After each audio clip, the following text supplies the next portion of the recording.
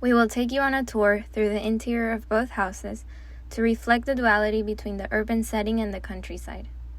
Let's begin this tour through the kitchen or the art studio or both. In the city, the house turned in on itself to be thick and contain furniture within the walls, to explore the role of the objects and lighting inside a room and their effects on setting the scene for the interior as a forgotten realm in architecture. And what happens if today the bookshelf, chair, ladder, and table are designed by the architect? These elements are intertwined with the physical envelope of the house, providing a more complex sense of the interior as a setting. Embedded passageways and doors stitch together different narratives and worlds. The distinction between room and furniture is meant to be blurred, as a result, having atmospheres where objects seem to have taken over.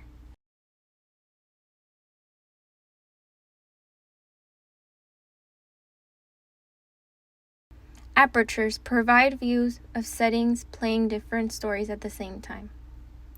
The everyday is the site of speculation about the act of dwelling. The interior is a form of conceptual carving filled with elements and materials that make the architecture.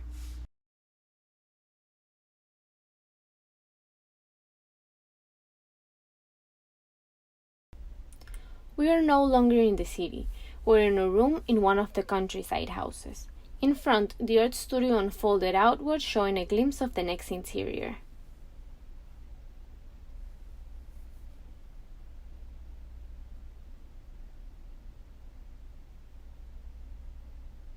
In this case, the house folds outwards, having thin walls that sometimes do the opposite of enclosing.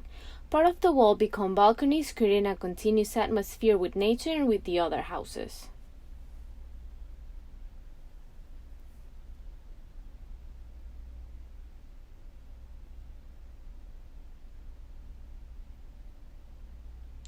Shadows play a crucial role in portraying the house's furniture more than enclosure. The facade now gets its identity through its interior presence.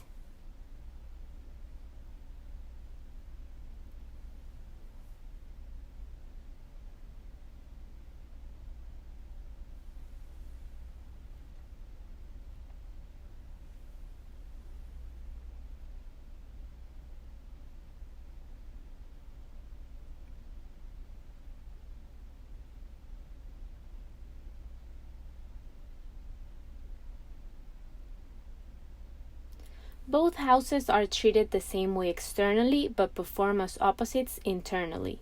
We think that domestic architecture can be thought of as in couples that play off and enhance one another, even though they are not physically adjacent.